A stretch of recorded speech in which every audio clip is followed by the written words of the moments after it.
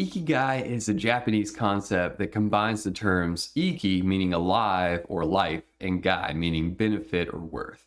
Now, that's a disclaimer. I'm a guy, I was growing up in the South. I'm going to mispronounce everything in here. So, what's more important is the core concept and values. Ikigai is similar to the French term raison d'être, or reason for being. What does that have to do with my money? How is that going to help me succeed and progress in life? In this video, I'm going to dive deeper into the concept of Ikigai and the philosophy behind it because I think everyone can learn something about themselves when they really unpack it in this way. The concept of Ikigai is said to have evolved from basic health and wellness principles of traditional Japanese medicine. This medical tradition holds that physical well-being is affected by one's mental and emotional health and sense of purpose in life.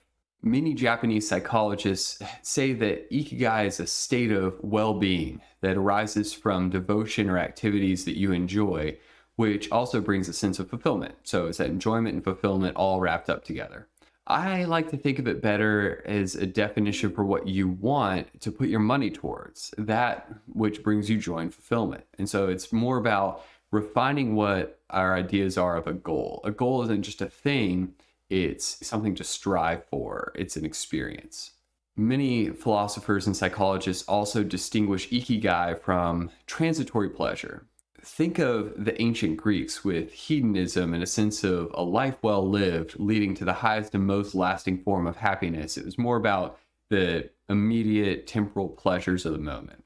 Ikigai also resonates with that cognitive behavioral therapy emphasis on pursuing activities that produce enjoyment and a sense of mastery, specifically as a way to alleviate depression or anxiety.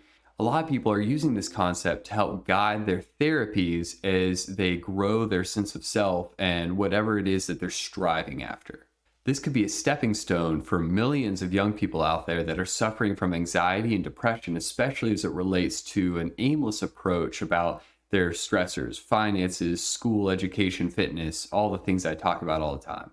Ken Moji, a neuroscientist and author of Awakening Your Ikigai, says that concept, Ikigai, is an ancient and familiar concept for the Japanese, which can be translated simply as a reason to get up in the morning. And I love that. I love that simple summary.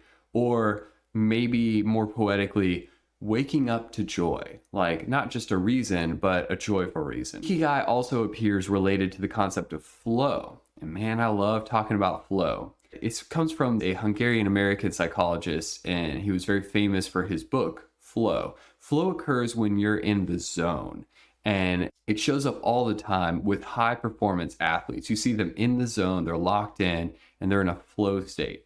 Flow is a string of best moments or moments when we are just simply operating at our full potential. These best moments usually occur when a person's body or mind is stretched to its limits in a voluntary effort to accomplish something difficult or worthwhile, or to settle into something that they've really become innate with. Music is an incredible catalyst for flow. When you're at a concert and you see someone effortlessly playing their instrument or singing their song, and they just are just going through, not just going through the motions, but they're thriving at it. That's a great example of someone that's in their flow state. Flow can be said to occur when you're consistently doing something you love and that you're good at. I like to think of flow being a result or indicator of your Ikigai, or the activities that give you meaning and purpose. And so one can really be a representation and be defined by the other. The last caveat of Ikigai is that it doesn't exist just for yourself. The same goes for how you treat your time and your money, what you invest in. It rarely only impacts you. Although it has some historical shift in meaning, Ikigai has usually been cited as both the personal pursuit of your own benefit and the benefit of others. In the end, Ikigai brings meaning and purpose and fulfillment to your life while also contributing to the good of others. That's a core tenet of it. Everyone has a budget. They've got money flowing in and out each month, and some people keep track and some people ignore it.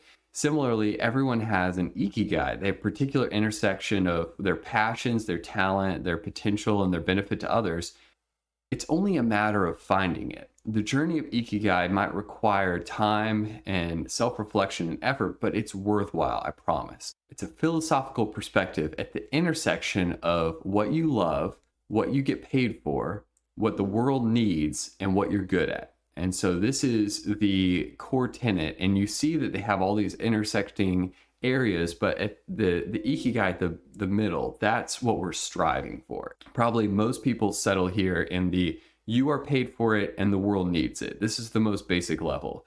Some people, like a starving artist, may have a you love it and you're great at it, but no one's really asking for it and you're not getting paid for it.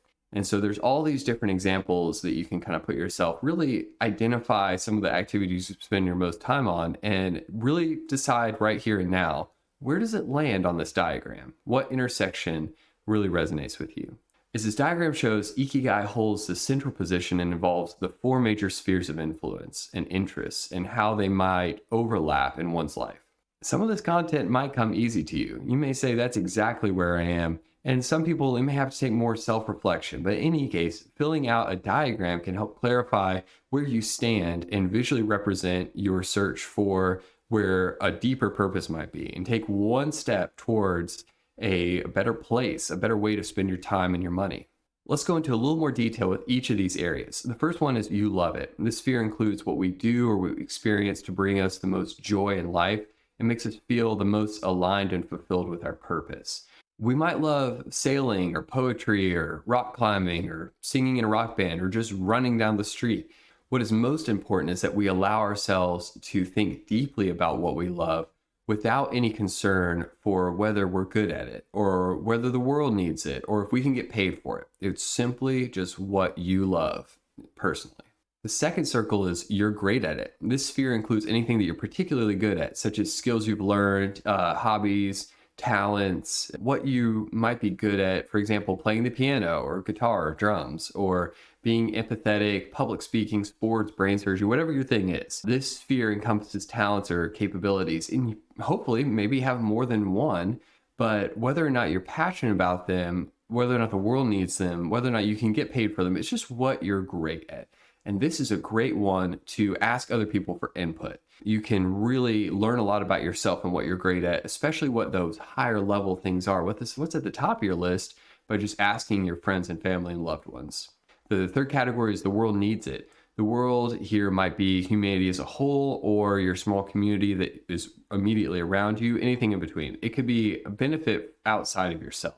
What the world needs may be based on your impressions or the needs expressed by others in your life, but the world needs might include skilled nursing, clean water, home heating, volunteering, public safety. These are all examples of things that the world needs, and you may or may not get paid for them. And that takes us to the fourth one, what you're actually able to get paid for. This dimension of the diagram also refers to the world or society at large, in that it's what they're willing to compensate you for your efforts and your skills. You might be passionate about writing poetry or stopping crime, but it's not necessarily mean that you're able to get paid for it. Sometimes your art is your art for its own sake, and sometimes you don't actually have the qualifications to do brain surgery, and you're going to need something to be able to get paid for that. It could be on down the line in your future, but it's not something that you can do right now. Whether you can get paid for your passions or talents depends on factors such as the economy, whether or not passions are in demand. This is something to really think about, and maybe there's some trial and error here and some testing that you'll need to do to learn more about yourself. So when we talk about these intersections, it's really important to identify the value at each of these, even if they're not your Ikigai. So what you love and what the world needs, that can be defined as your mission. And what you can be paid for and what the world needs, that's your vocation, that's your job. Now, what you're good at and what you can be paid for is your profession. It's your ongoing career that you're building. And what you're good at and what you love, well, that's your passion. That's the thing that is probably the first thing that people think of when they think of Ikigai. But when your passion, your mission, your profession, and your vocation all come together, that's the thing that people are really striving for. And that's how you get to a higher sense of self-awareness and self-actualization. It's kind of like what we call the sweet spot within the Ikigai diagram. where everything that you're passionate about and everything you can get paid for and everything that's going to develop a long-term career all come together. For example, if I'm passionate about personal finance and I'm also skilled at it, and there's a need for it in the world at this time that people are demanding for it, and I have several job offers in the field, then you might say I found my Ikigai sweet spot. This is a big picture way of applying this diagram, but you can take this idea of Ikigai and apply it to more moment by moment experiences. This is more of like a Zen Buddhist kind of way of approaching it, emphasizing actively what you're doing in the moment and taking joy in those small occurrences and really finding how they relate to those 4 different spheres of your life and finding a state of flow within those moment by moment experiences. I think both are helpful. I think it's a good exercise to practice how does this relate to the 4 spheres of my life, and then how do those 4 spheres impact my time 5 years, 10 years from now. No matter how you approach it, this can be a great way to set goals and go deeper in who you are. And whether or not the center of such a diagram will represent your personal sweet spot as a lifestyle, it should still be useful in determining what sweet spot you're striving for and combines the best dimensions of I'm passionate about this, it makes me happy, the world allows me to do it, it's beneficial for others, and of course, I can keep doing it because I'm getting paid for it. Here's a couple examples of how this really plays out. Now, I love this movie. It's Jiro Dreams of Sushi, and that's famous Japanese sushi chef Jiro Ono provides a great illustration of Ikigai. Chef Ono has developed a life of innovating and perfecting sushi making techniques. It takes forever, is mind-boggling. He runs a small, exclusive, like 10-seat little sushi restaurant in Tokyo, Japan. Chef Ono, he achieved the highest Michelin restaurant guide rating of 3 stars and is widely considered the most accomplished sushi chef globally. In this documentary, he's got this quote, "You have to fall in love with your work. Dedicate your life to mastering your skill. I'll keep trying to reach the top, but no one knows where the top is." I love that. That's a great perspective to have on life. It's not just striving aimlessly, but it's very motivating to me. This is a great illustration of Ikigai as a devotion to what one loves, an effort towards his mastery and accomplishment, and a never-ending journey that also brings a sense of fulfillment. He doesn't just make the sushi, he sits down there and he presents it to them and really kind of experiences them experiencing the sushi. So it's really a relationship he has with all his patrons. Probably only has like 10 seats in his little sushi. Chef Ono, he runs a restaurant and he's an entrepreneur, but I also consider him an artist and inspiration. He clearly has passion in what he's doing. He's a supreme example of investing your time and money in not just a job, but a lifelong calling that meets all 4 of these spheres. Another example of someone who's found their Ikigai or their really fulfilling purpose in life, it's really shown in the surfer and the wildlife advocate, Dave Rastrovic.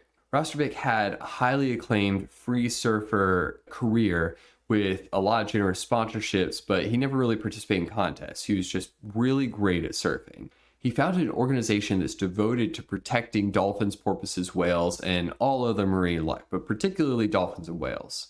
Through his love of surfing in the ocean, he grew to admire the dolphins who would come and ride the waves with him in Australia. He's clearly experienced a particular type of flow with his surfing. Surfing is a great example of people that find their flow state.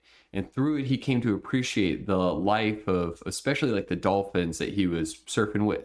His Ikigai might be said to really lie in the pursuit of the flow states in surfing and couple that with ensuring the thriving of other living creatures that he got to experience those flow states with. Dave's passion for surfing is a great example of finding purpose that creates an impact in others. And so he was able to couple all 4 of those areas of his life and really find that fulfillment.